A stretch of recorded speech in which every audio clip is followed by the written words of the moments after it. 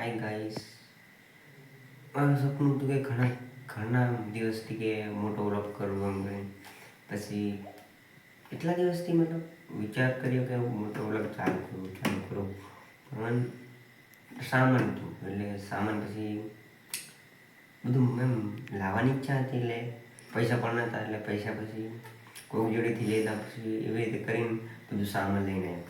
આખો મોટો વ્લોગનું બધું સામાન લઈને આવ્યો. આ રહ્યું બધું રેડી થઈ ગયેલું છે. હવે કાલથી મારે મતલબ મોટો વ્લોગ ચાલુ કરવાનો છે. મતલબ એને